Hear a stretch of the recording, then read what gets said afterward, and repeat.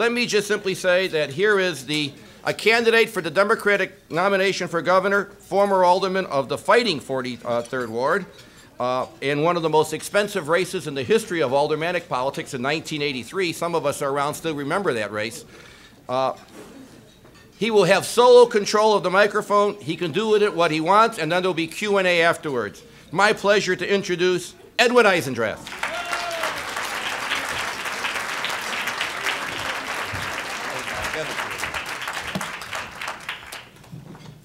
Now there's an act to follow.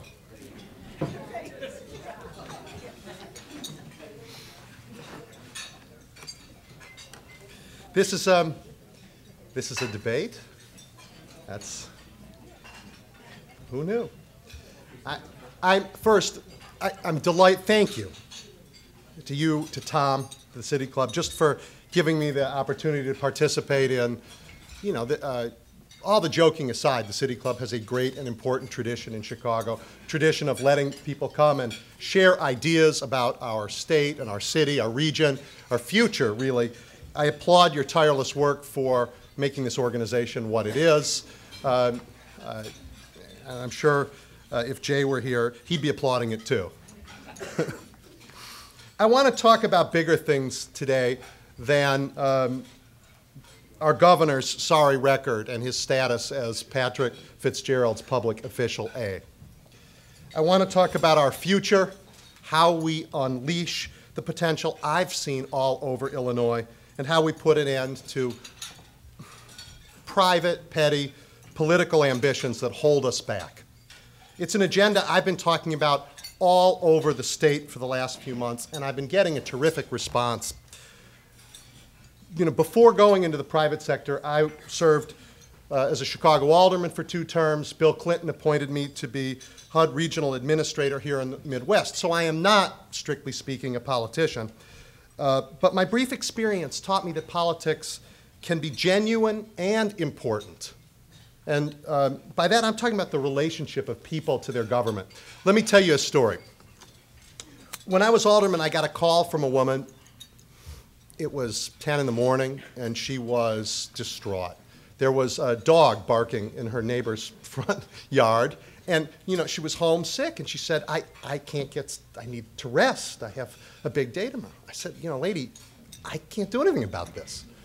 A couple hours later, she called me back. I don't know if any of you has ever had a migraine, real bad headache, had a Rottweiler barking at you from your, but my heart went out to this lady. So I thought about it. I went to the store, I bought a box of milk bones, drove over to her house, threw the milk bones over the fence. Happy dog, happy woman. That's genuine. That's genuine.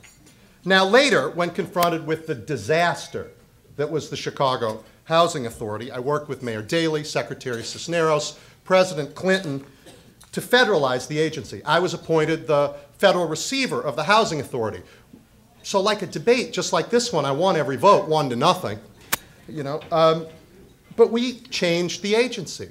And it wasn't that long ago, and I think everyone in this room remembers when Chicago had the most dangerous and dilapidated housing in the world, and a housing agency that was corrupt and incompetent. We were paying rents with addresses like 1300 East Roosevelt Road.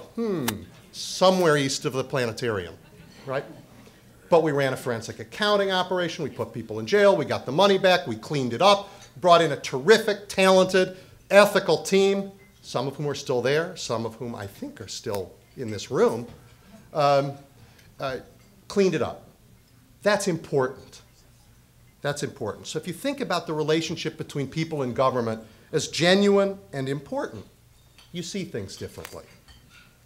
So in the past few months, I have traveled all over the state and talked literally with thousands of people, men and women in all fields, struggling tradesmen, tough farmers, buoyant entrepreneurs, dedicated teachers, and I've listened to local mayors, county board officials, supervisors, each with a family, each with a story, and today I can report to you that the people of Illinois are creative, passionate, energetic, disappointed, but not dispirited. Now, because things are going the wrong way in Illinois, we forget sometimes the benefits. We're in the middle of literally the biggest marketplace in the world.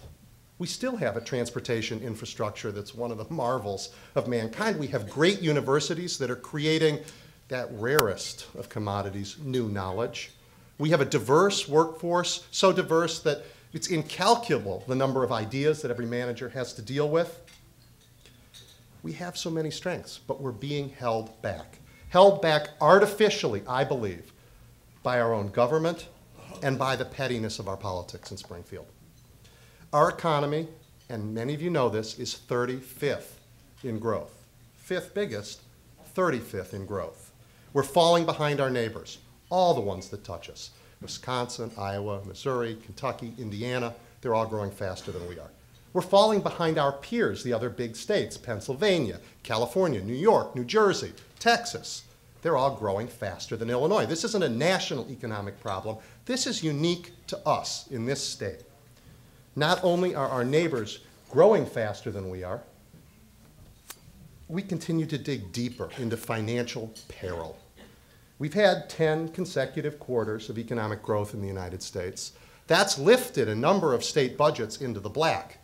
Not here in Illinois. We have the biggest unfunded mandates in our pensions. We have a persistent structural deficit. The plain fact, really, is our state is broke, but our people are not, and there's our hope. So I'm in this race. I was asked, why are you running? You know, I'm in this race because we need a revolution in our government in Springfield. We need to put people first for a change.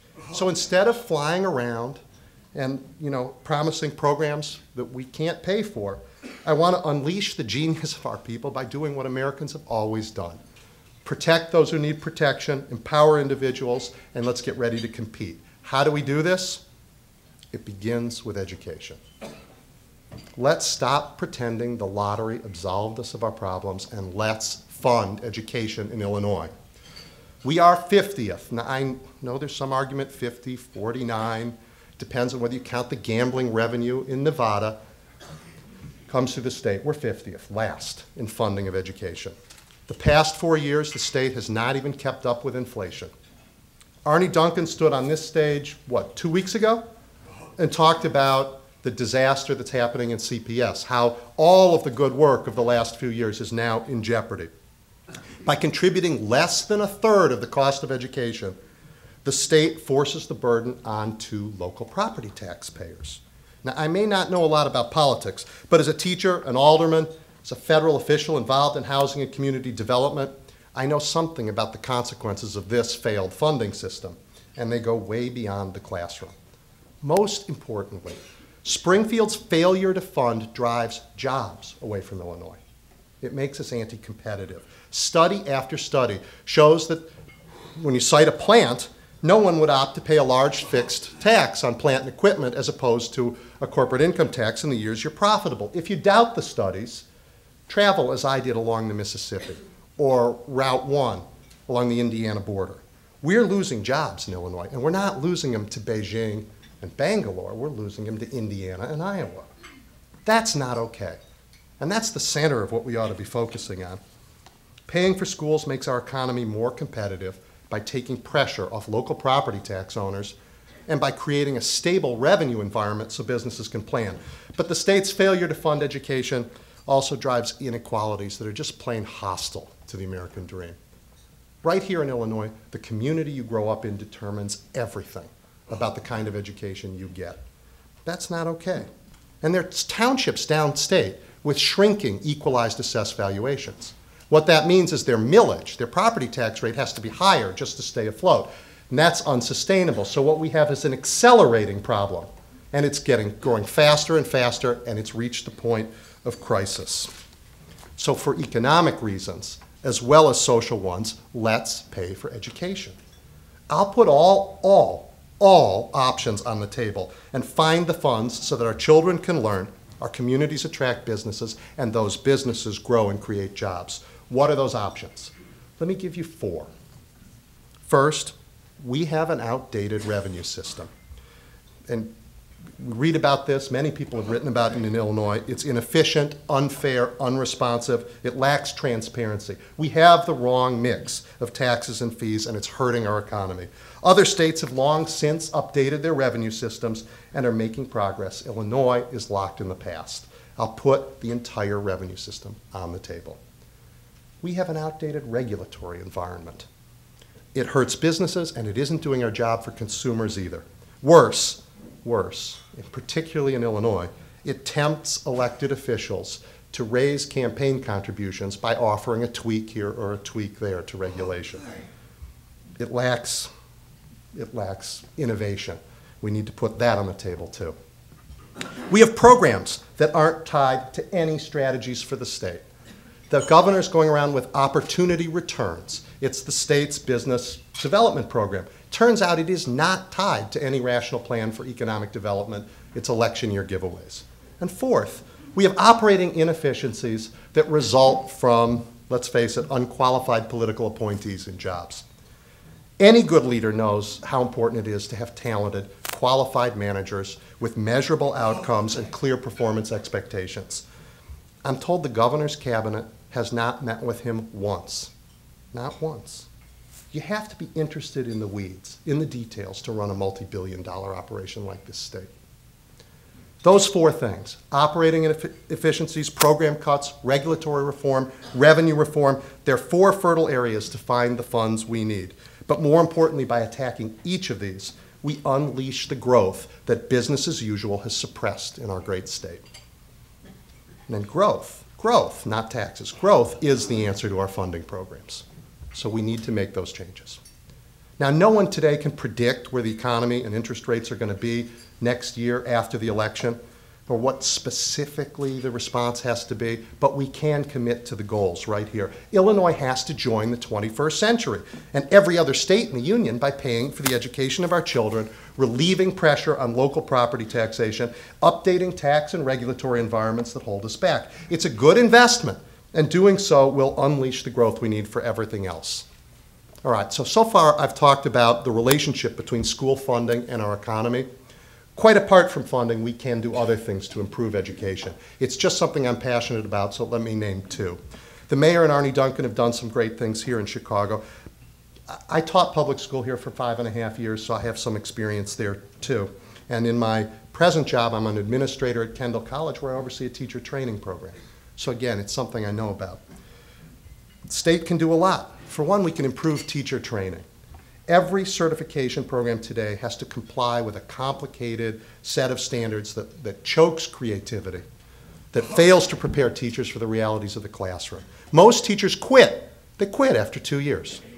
That's because the classroom that they work in bears so little resemblance to the one they trained for. We need to do something about that. And we need to improve school management. Now, there's been a lot of talk about unions, but it's just silly to claim that a teacher can't be fired because he belongs in a union. I fired people when I worked in the federal government. It requires managers who get out of the principal's office, get out of the room, go in the classroom, see what's happening, reward the good teachers, figure out who needs help and get them help so they can become better. And you know what? Write up and get rid of the ones who shouldn't be there. Now, Virginia's actually put together a really interesting task force that performs management audits on schools and school districts. It's only been a couple of years. Early results are good. Once again, Illinois doesn't need to invent a new approach. We're so far behind innovations from other states. We just need to cast a wider net for ideas and talent. Speaking of talent, it's shocking what we've done to colleges. We've cut college funding for 4 years. We're at 1997 levels in Illinois. And this, again, is holding us back. Average incomes in Illinois have fallen $6,000 for people in the state. What's the exception? College graduates. So it just seems bizarre that we would go backwards and make it harder for people to get in, get through college. We've cut funding, not just for the state colleges, but MAP grants and things that help people get through and graduate without immense debt. And let's see, there's one other thing that's holding us back. Oh yeah, our politics. The political interference with business. No one wants to bring a business to a state where the first person they meet is a politician with his hand out. That's us, and that's the reputation we've gotten in this country. It's not okay. So I'll make campaign finance reform happen in Illinois. From the moment I'm in a position to do something about it, to award jobs or contracts, I'm through raising money. Won't raise a penny until we pass real reform. If I decide to run again, I still won't take any money, even if we haven't passed it ever, from state contractors. It's wrong. It's business as usual in Illinois. Governor sees nothing wrong with it. I'll make it illegal. And, you know, transparency when it comes to lobbying. Anybody in this room know, you might know, Paul, who wrote our present lobbying laws in Illinois? My guess, the lobbyist. George Ryan. So you're close. George Ryan wrote our present lobbying laws in Illinois. That's not okay. That's maybe why we don't know who's representing whom and how much is at stake. We need to change that. So paying for schools, access to college, growing our economy so people can find jobs, fighting special interest corruption, these are core values of the Democratic Party I know. And if fighting for them means taking on an incumbent of my own party, I do so without hesitation and without fear.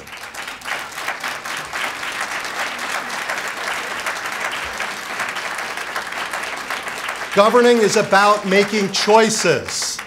It's about making choices. Instead of making genuine and important progress in these areas, the governor has been giving us spin. Just yesterday, with the usual state-funded fanfare, the governor unveiled his comprehensive plan for housing. It's trumpeted as a $69 million housing plan. Now, as a former HUD regional administrator, I know how to read those plans. They're actually requirements for federal funding. Let's call this one what it is, because a careful read shows it to be largely a plan for using federal, local, and private dollars. And it also includes some of the biggest cuts in state support for housing in decades. This will further burden local governments and make the transformation of public housing here in Illinois more difficult. Last week, the governor began, well, let's see, begging, might be the right word, Republicans to bail him out on his school construction plan.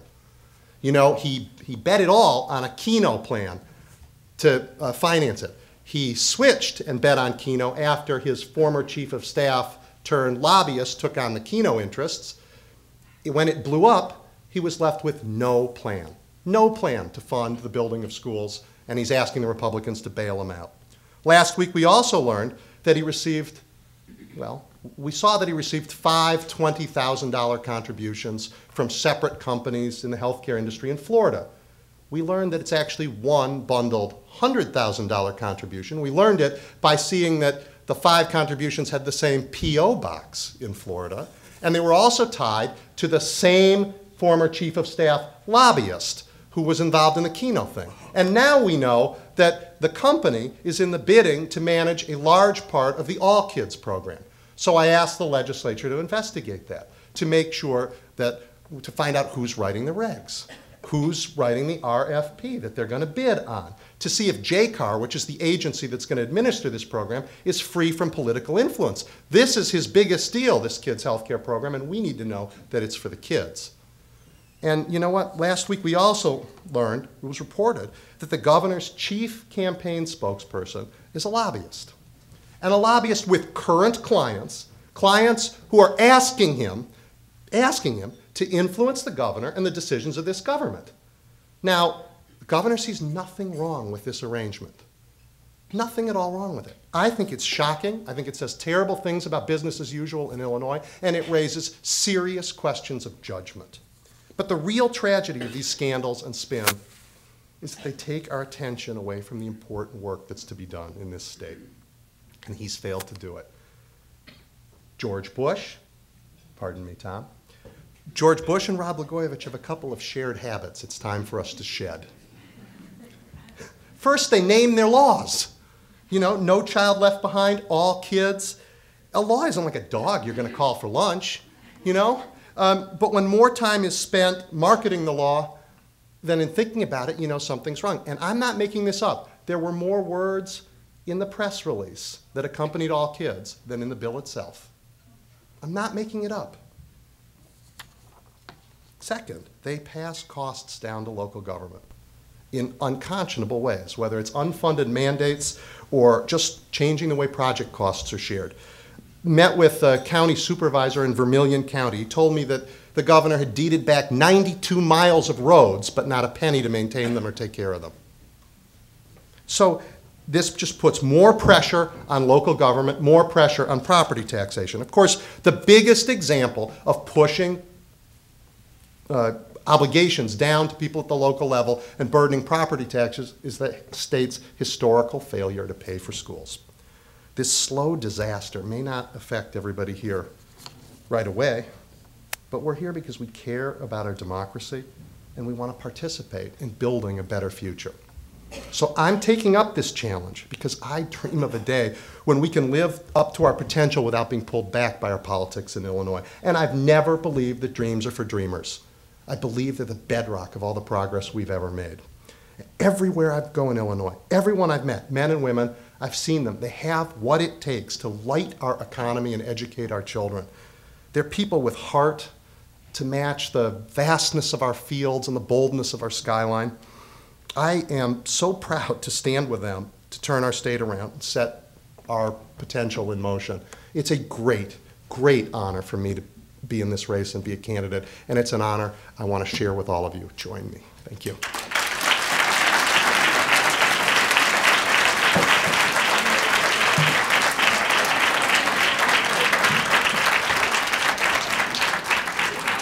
Thank you. Jeff, you're last. Okay, we'll have a question. Effie's already here. Monster, you beat the clock every time. Stand up there and ask your question. Well, let Edwin have something. He wants someone. It's tough when you have a one-man debate. You get a little thirsty. So, Introduce myself, Kathy Posner, member of City Club. Last night I had a conversation with Senator Tom Coburn, who's in Chicago today, for hearings on all of the property that the United States government owns that doesn't even really know what it owns, and there's billions of dollars of unused real estate. Is there a chance that in Illinois we own tons of property that nobody knows that's sitting there unused? Is there an inventory of everything? It was scary talking with him last night when he talked about what the United States government doesn't know. Do we not know, do you think, here in Illinois? I don't know what we know and don't know in the state government. I have no idea.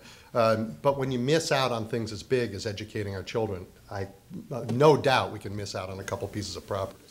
Now, since you also said that Illinois should be more in the 21st century, what do you think about selling naming rights? Instead of the James R. Thompson Center, we could have the J. Walter Thompson. And with Playboy and AT&T here, I'm sure they'd be happy to have the, you know, to buy buildings, the naming rights of buildings and expressways. It's a great way to raise money. Why don't we do it? I think we can create a situation where our economy grows and we don't need to do that. You know what, if we pay for the things we care about and we have a system we have a powerful economic engine here. We've tamped it down.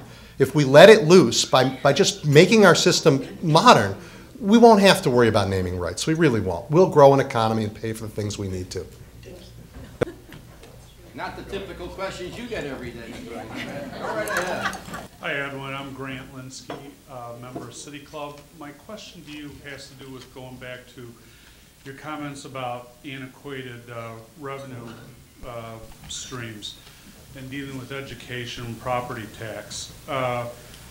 Obviously, we've got a flawed system that's not working properly, but in taking a shift where the state gets more involved with funding of schools and dealing with all the different taxing bodies, and we have probably as many as any state in the union, how do you propose that you're going to work from a control standpoint in managing the process of shifting or participating with the school districts and any of the other taxing bodies that rely on real estate taxes for their funding, whether they're parks, libraries, local airports, forests, preserves, you know. How is that going to take place? Because it's turning our system completely upside down, and you've got to figure that a lot of local politicians are going to fight this at some point. There's going to be some resistance. How do you induce it? I think local elected officials, local politicians, and I've talked to them all over the state, love the idea that the state's going to step up and do its share. But let me be clear, I'm not talking about the state then exercising control. I actually, remember, I was a local alderman. I actually think you get close to people, you get great decisions. But what we've done is we've made it so that people who are closest to people have to tax the most and have the least freedom to make decisions, while guys who can get on TV make great speeches and push the burden down. I'm talking about reversing that. That's the revolution I'm talking about. The state should pay its share, and they should not exercise that control. They should let people local, school boards and others, figure it out. Would you propose then going into helping for distribution, equalization of distribution, so that districts that are extremely poor versus districts that are able to support a lot have some type of balance? I'm not saying that a wealthy district can't add property taxes if they want, but we have to raise that foundation, and we have to raise it dramatically. Thank you. My name is Anthony Cole. I'm a member of the City Club Board. And Edwin, I just want to kind of have a follow-up question that's hopefully a little different, and maybe I'll get a little different answer about school funding. It's my impression, because we rely so heavily here in Illinois on property taxes to help fund our schools, that we really have a class system going on within our educational system. The people who live in communities that are fortunate enough to have high property taxes and all of that, they have altogether much more robust school funding than the poorer communities with less property taxes. So I hear the notion of increase the overall funding, but that's a rising tide. Sure, it floats all the boats a little bit higher, but you still have classism within that system if you still are relying to a significant degree on property taxes. So whoever's paying the higher property tax will still have more revenue, more robust resources to put into the school system. So I think it's a key issue here in Illinois, particularly when you say we're like number 49 or 50 in terms of public funding versus other states. But this is a class system, as I look at it and have read several articles and books about it, and we need to make a change on it. But I'd like to know how you expect to change that. Well, again, the biggest reason for the disparity, there are two. One is funding. The others are completely segregated by race and income housing patterns in Illinois. And that, then we start with that. So you have districts that have lower property values. You need to raise the floor. You need to raise the floor so that everybody can have a decent education. There will not be a time, and I'm not proposing a time, where you say to a wealthy community, you cannot contribute more to your children's education. But I have to say to everybody else, we're going to contribute enough so that you can get a good education. Does that get the rebalancing question that was asked just before? I think it does. I think it starts to address that, and it has in other states. Okay. Well, hopefully you can continue to press on that issue. I think it's critical to our children, our youth, and the progress of this state. I agree with you, and if you didn't notice, I'm fairly passionate about it myself. Hello, my name is Corliss Hale. I am a former employee and part of your federal takeover team for the Chicago Housing Authority and Economic Development, and can speak to the fantastic job you did to turn that agency around. I would like to think you were talking about me personally when you talked about the talents and all that. But two quick points. One, on the school issue, with having two small children in NKO, North Kenwood Oakland Charter School, which is a partnership, as you well are aware, with the University of Chicago. We have seen incredible success with that model. Do you see that being part of a solution, more private sector partnership with the school system to help bolster and raise that floor to a degree? The second thing I wanted to kind of touch on is, what is your position on balancing privacy of the consumer and the need for information that the federal government and the state government, to a degree, have to balance? Consumer protection is huge, but you have to balance it with identity theft, terrorism, all of those types of things, and a lot of it is falling back on the states to manage. What is your position on that? First, I like charter schools very much. I think I wrote the first article that appeared in the Sun-Times in the early or mid-1980s on charter schools. I'd just seen the initial experiments up in Minnesota and thought they were terrific. So I'm a supporter of that for a lot of reasons. Among them, the resource question that you raised. I think it's perfectly appropriate for people to support their schools. I'm not sure I have a position on identity theft. I know that we need to secure data. I just read an article the other day that scared me, that you can go online and anybody can tell you pull your cell phone records and share them with everybody. So we do definitely need more security for things like that, but I'm not certain I know how to do that yet. And from the consumer protection aspect, what do you feel your administration, or how high on the pecking order do you hold consumer protection, the state's requirement to protect its consumers from things like telecommunication fraud? Yeah, okay, I do understand that. Consumer protection is high. We have to do it well, and our regulatory system doesn't. It doesn't protect the consumers, and it's a nightmare for our industry. Just by the way, when I was a little boy in Illinois, we thought we were protecting consumers by not allowing branch banking, which is one of the reasons why, guess what state doesn't now own its banks, right? Because we didn't grow. So we have to be very careful about this. We can do consumer protection, and as you know from my housing days, the mortgage fraud and all that stuff is something I feel very strongly about. Great, thank you. I'm Joyce Saxon. I'm on the board of City Club. I didn't realize, Alderman, I voted from the 43rd Ward all my life, what a good speaker you are when I would see you at Nookie's restaurant in Holstein. You'd say, "Hi, Joyce." Paul Green said something that was intriguing, and I asked my mentor, Kathy Posner, if she remembered. Would you refresh our memory? What was so expensive about the '83 election? Well, since I ran in '87, I can't be sure. I was wrong? Yes, Paul, it's a rare occasion. We should mark it down in our calendars. In fact, it was '87. And you know what? It was an expensive aldermanic race. It's since been eclipsed, but at the time it was expensive. Everything to me was '83, by the way. My life ended. Go ahead. You ran against Perkins, right? I did. I got that right. And 11 of us, I think, were in the race at one time. Paul Steffen gave me the wrong information. Go ahead. Yes, ma'am. Hi, Janet Knapp, the Chicago Public Education Fund. I served on a board with Edwin and can attest to his integrity, meaning he does what he says and he says what he does. And just to note that, but Edwin, you did not ask me to do this, but I want to do this on your behalf. People came here today to hear about you, hear your message. There are many people here that believe deeply in your leadership. What is the call of action you would like for each person that walks out of this luncheon today to do for you? Top 3 things we can do right now to help you win this campaign. Wow. Well, first, by the way, I did not ask, nor the last speaker from CHA. You bet. Look, it's a campaign. You can, I have a campaign managers in the room. I will have them at the door to collect checks. I mean, there's nothing like running a campaign. So Brandon Hurlbut, my terrific campaign manager, who, by the way, ran the field operation for Peshard years ago, knows the entire state.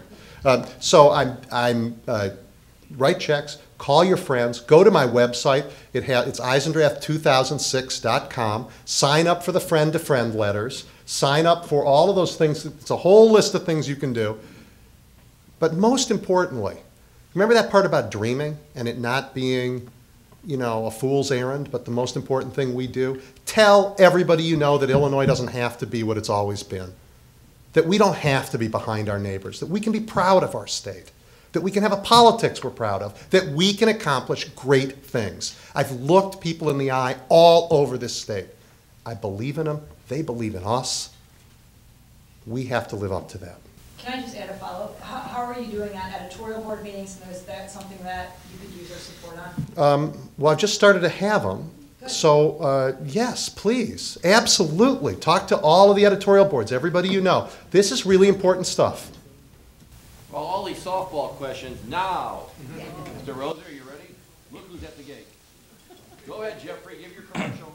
Jeff Berkowitz, host and producer of Public Affairs, airing every Monday night at 8:30 p.m. Cable Channel 21, CAN TV, throughout the city of Chicago, and in the suburbs on Comcast Cable. Check your local listings. School vouchers?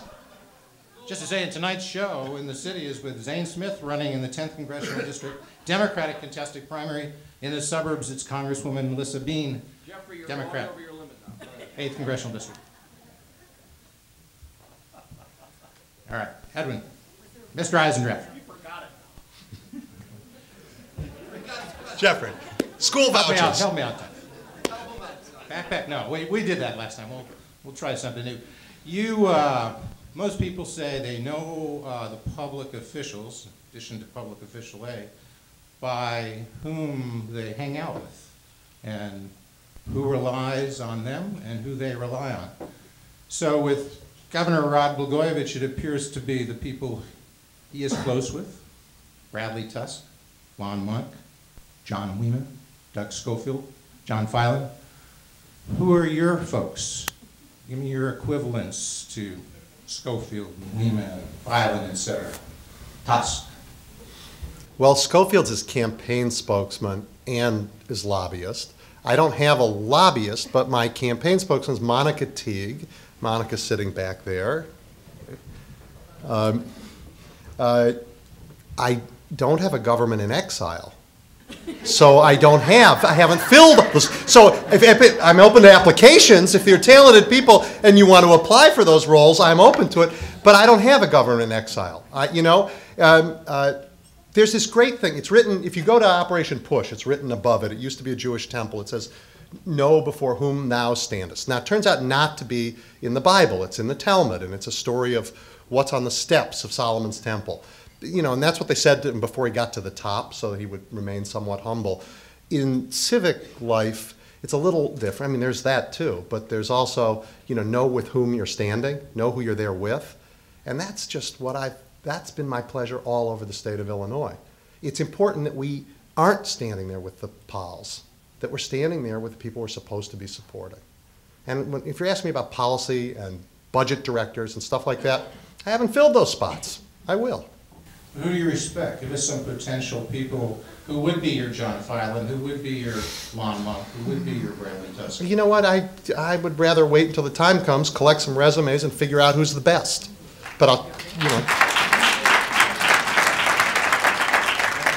I do recruiting too, so we'll help you out. Thank you, Jeff. Always the best question. Well, thank you all very, very much.